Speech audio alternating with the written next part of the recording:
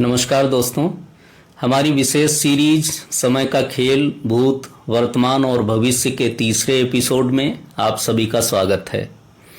मित्रों, जब भी हम महाभारत के युद्ध की बात करते हैं तो हमारे मन में चक्रव्यूह का विचार अवश्य आता है।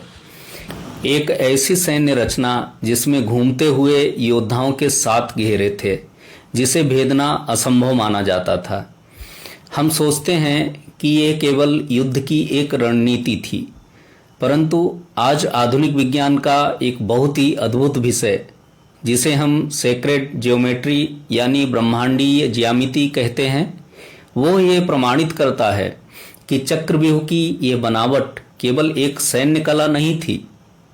वो इस पूरे ब्रह्मांड की बनावट का, समय के चक्र का और हमारे जीवन का एक गहरा गणितीय रहस्य था।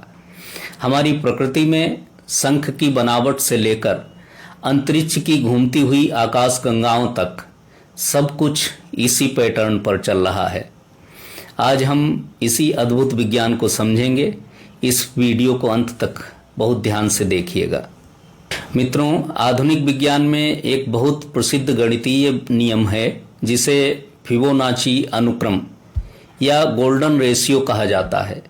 गणित का ये नियम बताता है कि प्रकृति में कोई भी चीज यूं ही बिना किसी नियम के पैदा नहीं होती। अब बात करते हैं हमारे सनातन विज्ञान की। हमारे वेदों में एक परम सत्य कहा गया है, यथा पिंडे तथा ब्रह्मांडे, अर्थात जो इस ब्रह्मांड में है वही हूबहू हमारे इस छोटे से शरीर के भीतर भी है। महाभारत का चक्रव्यूह वास्तव में इस ब्रह्मांडीय ज्यामिति का एक सजीव प्रदर्शन था।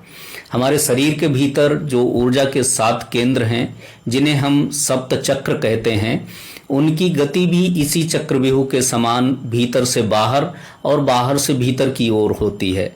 महाभारत की कथा में अभिमन्यु गर्भ में चक्रव्यूह में प्रवेश करना तो सीख गए थे, परंतु बाहर निकलना नहीं सीख पाए थे। यह इस बात का आध्यात्मिक और वैज्ञानिक संकेत है कि आत्मा जब इस भौतिक संसार के चक्रव्यूह में प्रवेश करती है तो वो इसकी माया में उलझ जाती है, और जब तक उसे पूर्ण ज्ञान न हो वो इस जन्म और मरण के समय चक्र से बाहर नहीं निकल पाती। हमारे पूर्वज इस ज्यामिति के बल पर प्रकृति की ऊर्जा को नियंत्रित करना जानते थे।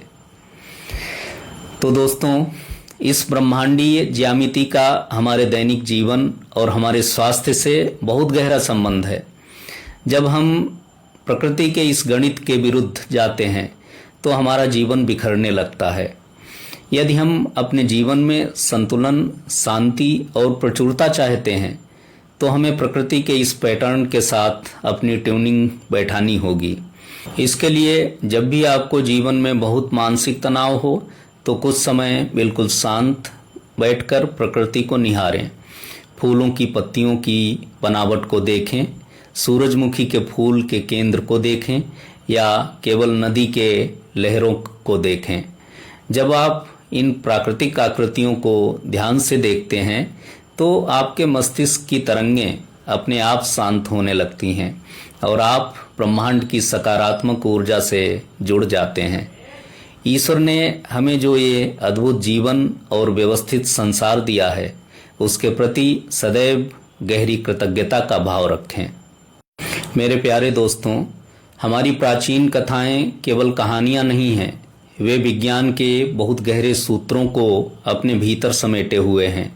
अपने इस अद्भुत इतिहास और विज्ञान को समझिए और प्रकृति के नियमों के साथ तालमेल बिठाकर जिएं।